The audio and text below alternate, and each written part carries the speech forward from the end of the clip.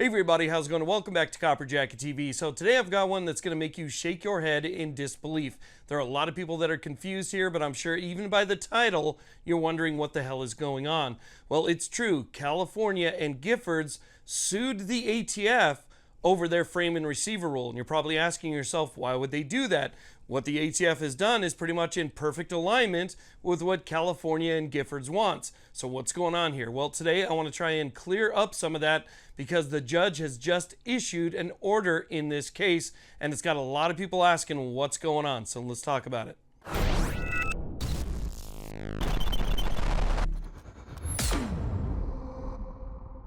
Now, real quick before we get started, if you're not subscribed yet, consider hitting that subscribe button. Really trying to get this pro-Constitution message out there. And when you hit that subscribe button, that little bell notification, it really helps us do that.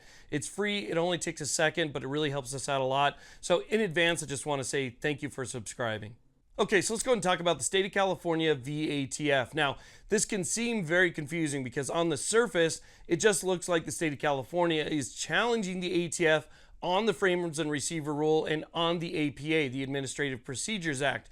People are wondering why would they do that because, again, it seems like the state of California and the ATF are in pretty much perfect alignment here. So why would there be any type of challenge at all? Well, I'm sure you guys know by now what the Frame and Receiver Rule is and what it bans. It basically stops people from sending out any type of kit that includes a jig or a template or anything that is milled enough to where it could be considered a frame or receiver, right?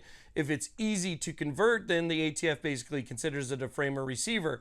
On the other hand, if it doesn't come with a jig or a template and it hasn't been milled out to a certain extent, then it's not considered a frame or receiver. And that's basically due to the fact that if it was considered a frame or receiver, that means that they could basically ban blocks of aluminum or chunks of plastic that haven't been converted at all. And so again, there had to be some type of way to consider whether something is a frame or receiver or not. And that's where California comes in. So let's just take a quick look at this case and what they're saying here. Now, I should mention real quick that both parties, the state of California and the ATF, asked the judge for a summary judgment, and the judge actually granted both sides summary judgment in part. So we'll talk a little bit more about that too, but let's first get into why California is even attempting to challenge the ATF. Okay, so what we're going to do is we're going to read directly from the judge's order, and this perfectly explains why California has challenged and essentially won its case against the ATF. So it says right here, the final rule also gives examples of what is and what is not a frame or receiver or frame. Example 1 to paragraph C, frame or receiver. A frame or receiver parts kit containing partially completed, disassembled, billet or blank of a frame or receiver that is sold, distributed, or possessed with a compatible jig or template is a frame or receiver, as a person with online instructions and common hand tools may readily complete or assemble the frame or receiver parts to function as a frame or receiver. Now that was example 1. If we move down to example 4, this is really what California is challenging. Example 4 to paragraph C, not a receiver. A billet or blank of an AR-15 variant receiver without critical interior areas having been indexed, machined, or formed that is not sold, distributed, or possessed with instructions, jigs, templates, equipment, or tools such that it may be readily completed is not a receiver. Now, just below that is where the judge basically says that it's example number 4 to paragraph C that this entire lawsuit is about, where it says, as reflected by the parties' briefs, the parties' current dispute essentially boils down to example 4 and related determinations. So basically what it comes down to, and this is the easiest explanation possible, is that California actually sued the ATF to tell them that they didn't go far enough. When it comes to example 4 of paragraph C, what is considered not a frame or receiver, California does not like that example. They believe that those things should be still considered frames or receivers, and basically sued the ATF to have that part changed, to have that example changed. California wants a chunk of metal or a chunk of plastic on its own to be considered a frame or receiver. And so that's basically what this whole thing boils down to, is they're telling the ATF, hey, you guys imposed some gun control. That's great. We like that. But you didn't impose enough gun control, so we're going to sue you. Now, like I said in the beginning, the judge actually granted a summary judgment really for both parties. So they granted in part, denied in part for the plaintiffs, granted in part and denied in part for the defendants in this case. So the plaintiffs in this case are going to be the state of California. So let's go ahead and read what the judge's decision on this was, because this could have a drastic impact on the ATF's final rule, or what is supposed to be their final rule, and what they're going to have to do about it. So it says here in conclusion, for the foregoing reason, the court hereby grants in part and denies in part defendant's motion for summary judgment, and grants in part and denies in part plaintiff's motion for a summary judgment.